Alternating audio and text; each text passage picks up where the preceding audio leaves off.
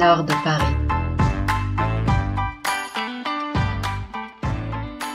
Le nouvel an, mais ça revient aussi, tous les ans, c'est ça qui est génial. C'était les premières fêtes où j'étais contente d'aller quand j'étais adolescente. Oh, je me sentais tellement grande. Le premier nouvel an que j'ai adoré, c'était quand j'ai pu quitter la télé pour aller 2 étages en dessous, faire la fiesta avec mes voisins antillais, zaïrois. Un mélange, une ambiance de dingue.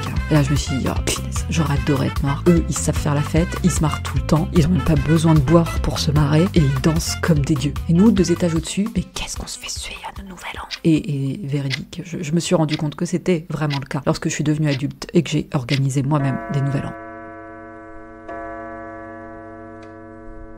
Alors les premiers c'était sympa, des petites soirées raclette avec des amis, on riait, on était tellement contents d'être ensemble comme des grands, de recevoir et de boire du vin, l'éclate. Après on a tenté des grosses soirées, des très grosses soirées, on s'est dit il faut monter en gamme. Et là tu te dis mais je vais jamais tenir jusqu'à minuit, il faut que je change de soirée, il faut que je change de lieu pour sauver ma soirée. Donc tu cherches autre chose rapidement, t'essayes de rattraper le coup, ceux à qui t'as dit non, bah t'y vas finalement, tu dis ouais, je suis disponible là, dans 1 heure je peux être chez toi si tu veux, parce que tu sens que la soirée quand même finalement vachement mieux là-bas où tu te trouves. Donc tu fonces. Tu prends le métro, c'est hyper glauque d'être à 23h dans le métro et tu dis punaise, purée, pourvu qu'il s'arrête pas ce métro, parce que s'il s'arrête et que je me retrouve bloquée à minuit à dire bonne année à des gens à moitié avinés dans le métro, mais c'est la loose totale. Et puis moi je crois, dur comme fer, que l'année se déroule exactement comme le nouvel an s'est déroulé. Donc j'en ai toujours fait des caisses pour passer un bon nouvel an. Qu'on soit 2 ou 100, je m'en fichais, il fallait que je passe une bonne soirée pour être sûre de passer une bonne année. Donc j'ai tenté d'organiser moi-même des soirées. Je me suis dit là au moins ça va bien se passer parce que c'est moi qui suis maître à bord. Mais tu peux pas en fait te rendre compte de qui va venir. Au début tu te dis là mais je peux pas en inviter trop parce que tout le monde va pas rentrer chez moi. Et puis après tu te rends compte que les gens annulent. Et là tu te dis mais comment je vais faire, parce que je peux pas faire une soirée sympa si on est que 12 alors que c'est une soirée où on est censé danser.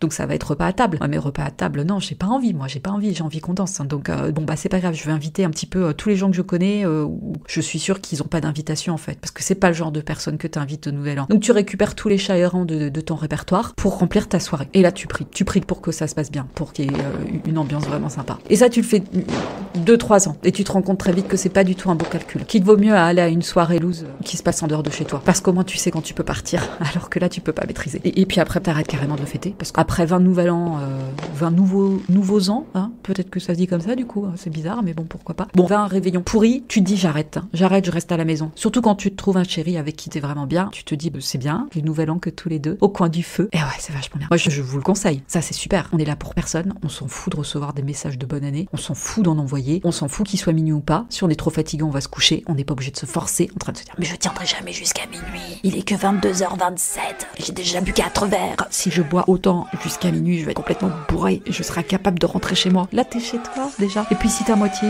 c'est pas grave, avec ton mari qui te voit. Ah non, ça c'est vachement bien. Alors, le problème c'est qu'il faut vexer personne, donc c'est compliqué de dire non et d'éviter de mentir aux gens, c'est hyper dur. Donc je vous dirai bien comment ça va se passer pour moi cette année, mais en fait j'en ai aucune idée. Je me souviens du nouvel an il y a 2 ans, c'était trop sympa. On allait chez ma belle-sœur et je savais qu'on allait passer une super soirée avec eux. Et le matin en sortant de la douche, je me baisse pour mettre mon fichu bas de contention et là ça fait nouveau limbago, impossible de me relever. Je suis allée plier en 2, m'asseoir dans mon lit, parce que paraît-il qu'il faut pas s'allonger. J'ai passé un coup de fil désespéré à mon ostéo pour qu'elle me débloque, mais impossible de prendre la voiture, impossible de faire 400 km à ce jour-là. Donc, nouvel an, je l'ai anéanti, non seulement pour moi, mais pour 5 autres personnes complètement innocentes, qui n'avaient pas de limbago. J'ai eu beau leur dire, allez-y, partez sans moi. Évidemment, ils sont pas partis sans moi, parce qu'ils sont chouettes. Ou alors parce que j'ai bien fait le ton à la petite larme à l'œil, c'est pas grave, je peux rester là toute seule.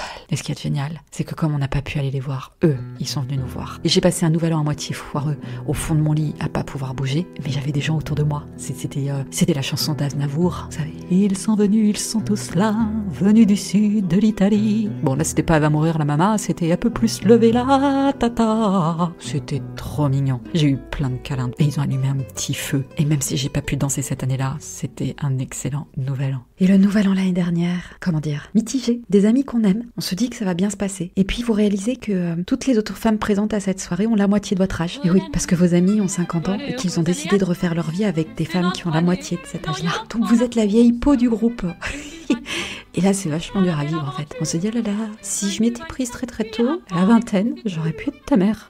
C'est amusant quand on y réfléchit. T'es plus proche de mes enfants en âge que de moi. Alors là, bien sûr, elles peuvent porter la mini-robe. Toi, c'est fini. À la quarantaine, la mini-robe, ça rime à quoi? Surtout quand tu passes ton temps à te baisser pour tes enfants, pour les faire danser, pour refaire leurs lacets, pour ramasser les papiers de bonbons qui balancent partout. Non, la mini-jupe, c'est fini. Pour une question de confort. Pas parce que tu veux pas entendre, ouais, c'est pas s'habiller pour son âge. Ça va, t'as pas 60 ans non plus. Tu peux mettre la mini-robe. Mais non, c'est terminé. C'est terminé parce que ta vie n'est pas finie, mais ta vie a changé. Et t'as plus envie de montrer ta culotte. Voilà, on va résumer la chose comme ça. Mais elles ont le droit de montrer leur culotte. Elles ont une vingtaine d'années. Donc si elles veulent montrer la moitié de leur cuisse toute la soirée, elles peuvent le faire. Pareil, hein. Si un sein en dansant sort du décolleté, aucun problème. Alors que toi, le sein qui sort du décolleté, non, c'est dégueulasse. Tout le monde va se demander, mais si t'allaites encore ton petit qui a quand même 4 ans, est-ce que personne va se dire, oh, elle se lâche, sexy? Non, on va se dire, oh là là, elle est bourrée, la honte. Ou alors, mais qu'est-ce qu'elle nous fait, quoi? C'est bon, on les a assez vus, ces nibards, quand elle allaitait sa progéniture, quoi.